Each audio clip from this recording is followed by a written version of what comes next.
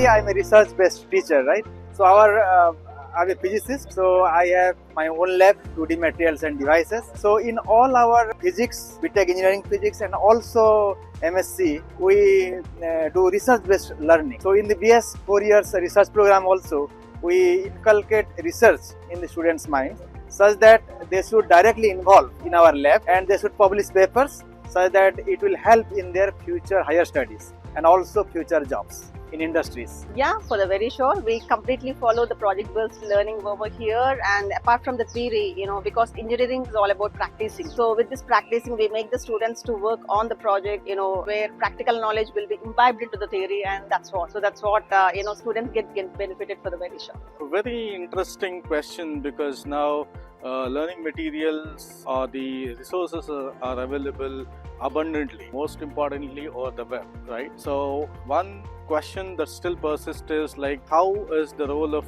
teachers is going to evolve, particularly in this era of artificial intelligence coming up in a very big way?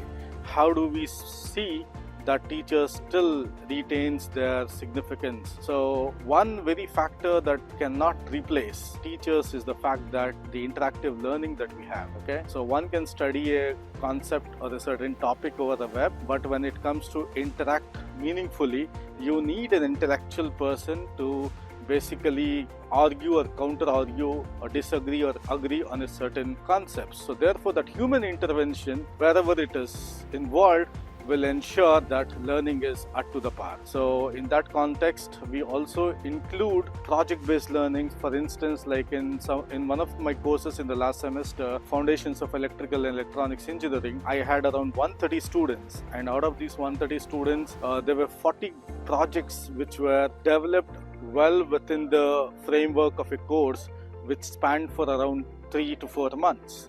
So all of these students in very first year, not very relative to their own domain, they executed projects ranging from electronics to electrical and also involving the programming as a part of it. So this was the kind of introduction that we try to give through the courses brings in that interest aspect, so which naturally cannot be expected on a web-based learning or a kind of online e-platform based learning. So henceforth, the need of good teachers and evolving teaching methodology will always be the unique features for a university.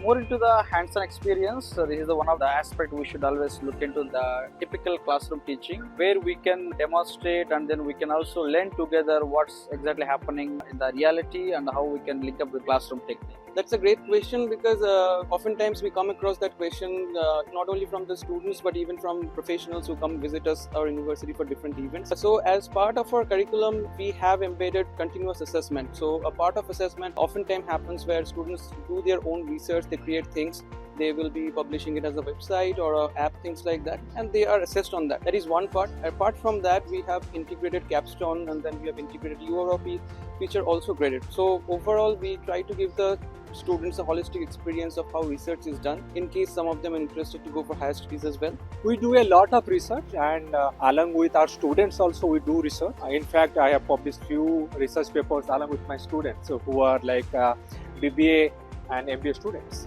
and it helps them a lot not to only learn but also in their careers, for when they go for a job towards the industry, or even they go for higher studies like the MBA. It helps them, and why we do the research, they have to know what is really happening in industry to get into the industry and get some good jobs.